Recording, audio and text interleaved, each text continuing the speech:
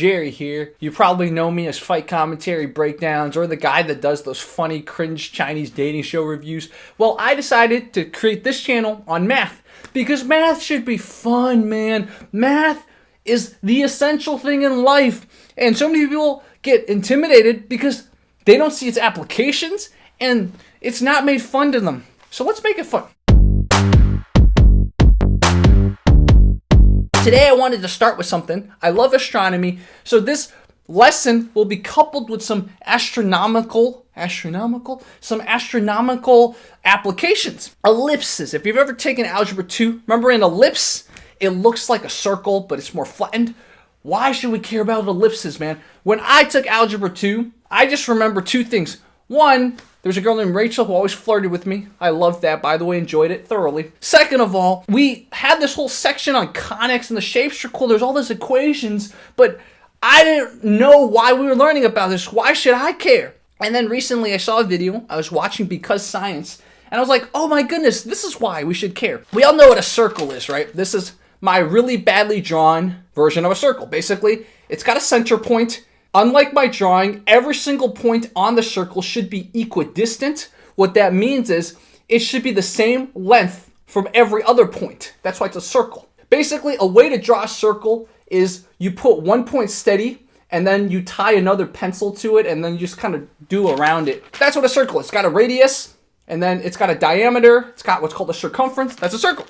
Now, an ellipse is basically a flattened circle. How flat it is basically called the eccentricity. In layman terms, eccentricity is how flat your circle is. More technically, it's the distance between the center point and the two foci. It's called, the plural of focus is foci.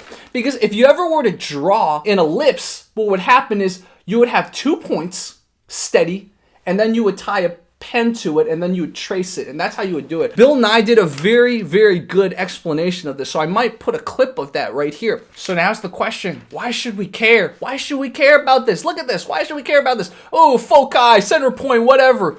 Well, here's why we should care. The Earth orbits the sun in an elliptical orbit. Yes, it's not a circle. The Earth does not orbit the sun in a circle. It's a slightly eccentric, so slightly flat ellipse. That's why we should care, man, to understand how the Earth orbits around the sun. But when I took Algebra 2, no one explained that to me. So I was just memorizing equations and doing random stupid problems. And that's what I want to do on this channel. I want to find applications and fun, real life examples to make these equations make some sense. So let's go into it. I looked up some data. The data I can find right here, the perihelion. So the closest point the Earth is towards the sun is 147 million kilometers. About, the numbers, I'm rounding to the nearest million. And then the aphelion, which is the farthest point the Earth is from the sun, is about 142 million kilometers. So, of course, this thing I drew is very, very exaggerated, right? It's not this much of an eccentricity, aka it's not this flat of an oval. It's not like an egg. This literally looks like an egg. The perihelion is when it's from here to here, so that's the distance. And then the aphelion is here. The sun is at one foci point, okay? It's not at the center, remember, it's not at the center. It's at one foci point. And technically, it's actually slightly more complicated. For those of you who want to venture more with me, here's where we're going to have a lot of fun. Because the sun is not technically at that foci point. It's a little bit more complicated. We have to bring in a little bit of physics. So if you ever taken physics, one of the first equations you learn, one of the first complicated that is this equation. This is the equation for gravity. Gravity is, this is a G constant. The mass is like how much there is of you. So the mass of the first object times the mass of the second object divided by the distance squared. So let's apply this to the sun and the Earth. The amount of gravitational attraction both of them exert, right? Gravity is a mutual force on each other, is the mass of the sun times the mass of the Earth times the G constant divided by the radius, aka the distance, squared.